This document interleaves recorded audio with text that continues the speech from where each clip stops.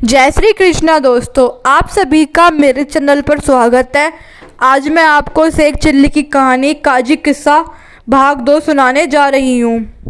काजी की पत्नी ने रात को उनसे पूछा, तुमने इस आदमी को नौकरी से क्यों नहीं निकाला? काजी साहब ने जवाब दिया, मैं अपना कान कुतरवाऊंगा और इस हरामखोर को 1 साल की पगार भी दूंगा और साथ में पूरे शहर का मजाक भी बनूं।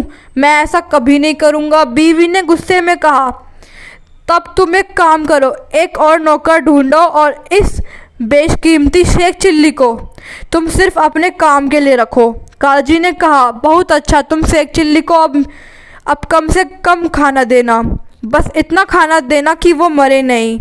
मैं उसे रोज़ाना अपने साथ कचहरी ले जाया करूँगा। देखते हैं कि वो बिना काम और भोजन के कितने दिन जिंदा रह पाता है। परंतु काजी को जल्दी ही अपनी गलती का एहसास हो गया।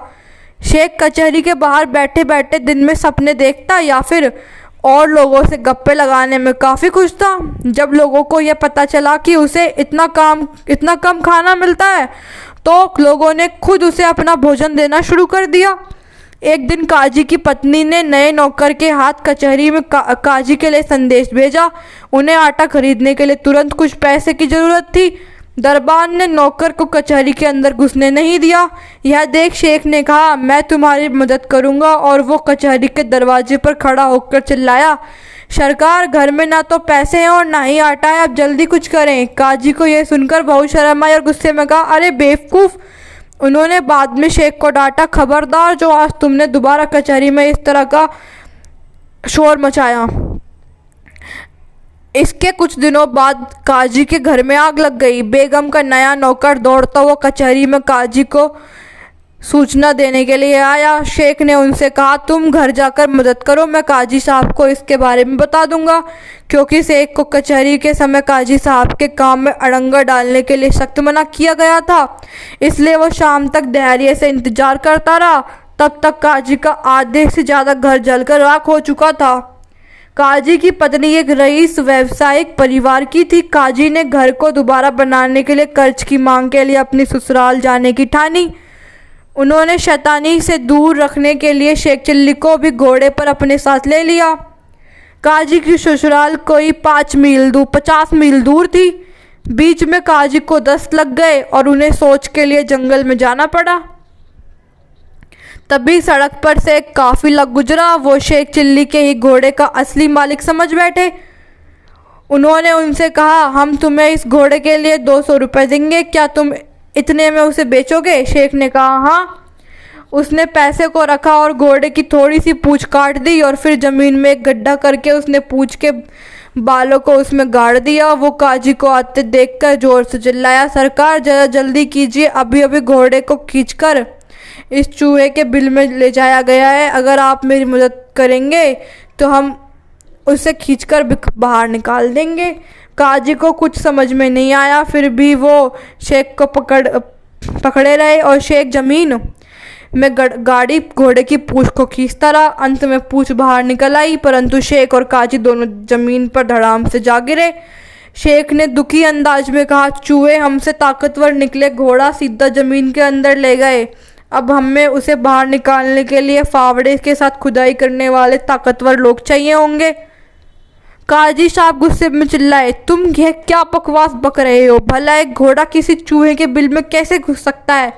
नमक हराम, जल्दी से बताओ कि तुमने मेरे घोड़े का क्या किया है।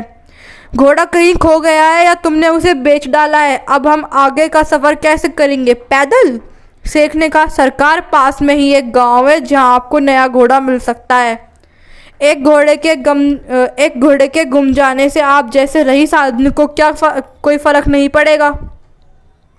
बढ़ाते हुए काजी अगले गांव से एक घोड़ा खरीदा और उसे एक पल के लिए भी अपनी आंखों से ओझल नहीं होने दिया। उन्होंने खुद तो घोड़े पर बैठकर यात्रा की और शेख को पहला घोड़ा खोने की सजा में पैदल दौड़ाया। रात को वह एक समय में रुके।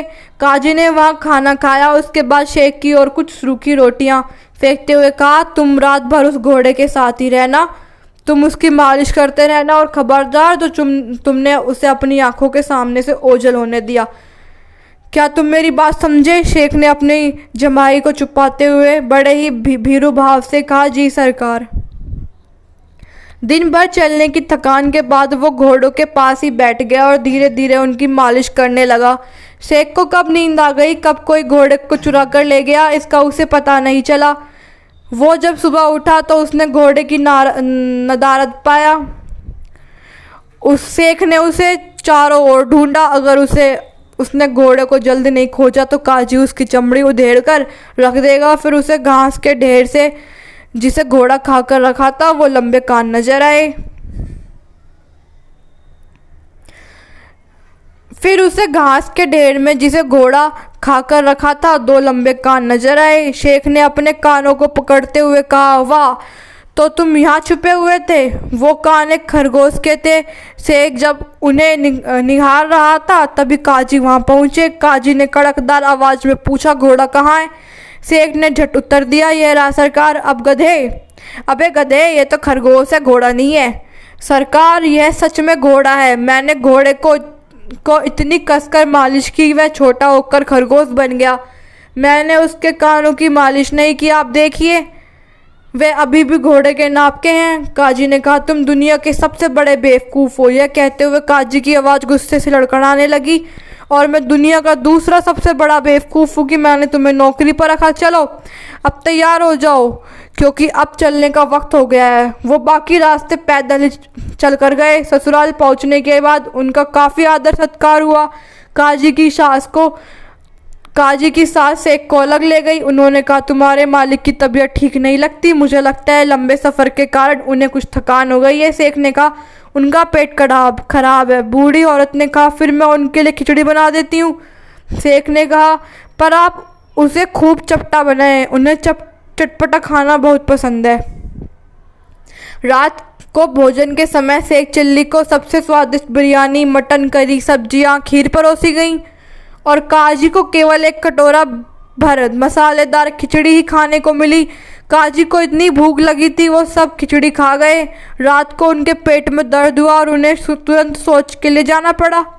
उन्होंने शेख से कहा, मुझे बाहर जाना है, तुम भी मेरे साथ चलो। शेख ने कहा, सरकार, वह कोने में एक मिट्टी का मटका रखा है, आप उसका प्रयोग क्यों नहीं करते? सुबह उसे खाली कर देंगे। काजी को रात में कई बार सोच जाना पड़ा। सुबह तक वो मटका आधा भर चुका था। उन्होंने शेख को आदेश दिया, इसे बाहर फेंक कर आओ। शेख ने कहा, मैं ये काम नहीं करूँगा, मैं मेहतर नहीं हूँ। काजी को कुछ समझ में नहीं आया। गुस्से में आकर उन्होंने मटका उठाया और उसे जंगल में फेंकने चल पड़े। उनका साला उनके पीछे पीछे दौड़ता हुआ आया। उसे आते हुए देख काजी ने शर्म के मारे अपनी रफ्तार बढ़ा दी, परंतु उनका साला तेजी से दौड़कर उनके पास पहुंच गए और कहा, भाईजान, आप अपने सर पर यह बोझ लाद कर कहाँ जा रहे हैं? लाइए, मैं आपकी मदद करता हूँ। काजी ने विरोध किया, नहीं नहीं नहीं, ठीक है। और काजी ने मटके को कसकर पकड़ने की कोशिश की, परंतु मटका उसके हाथों से फिसलकर उन दोनों के बीच में जाकर गिरा, जिससे दोनों लगभग गंदगी से पूरी तरह सन गए। शेख इस पूरे नज़ारे को खिड़की से देख रहा था। शेख काजी की ओर दौड़ता हुआ चिल्लाया, सरकार, कहीं आपको चोट तो नहीं आई? काजी ने विनम्र भाव से दोनों हाथ जोड़े और कहा, मैं तुमसे विनती करता हूँ शेख चिल्ली, तुम मुझे अकेला छोड़ दो। मैंने तुम्हें बहुत झेला और बर्दाश्त किया है। तुम जीते और मैं हारा, मैं तुम्हें फ़ौरन नौकरी से निकालता हूँ। तुम पूरे साल की पगार ले लो, मेरे दोनों कान भी कुतर लो, परंतु मेरी निगाह के सामने से सदा के लिए चले जाओ। शेख ने कहा, आप अपने कान अपने पास ही रखें। हाँ, यह रहे वो 200 रुपये जो मुझे आपका पहला घोड़ा बेचकर मिला था। मुझे अफसोस है कि दूसरा घोड़ा खरगोश में बदल गया। उस रात आपने घोड़े की मालिश करने के लिए कहकर भारी गलती की। 1 साल की पूरी पगार जेब में रखे शेख चिल्ली बड़ी जीत हासिल करके शान से घर लौटा। तो दोस्तों, अगर आपको मेरी कहानी अच्छी लगी तो मेरे चैनल को लाइक करें, सब्सक्राइब करें और शेयर करें।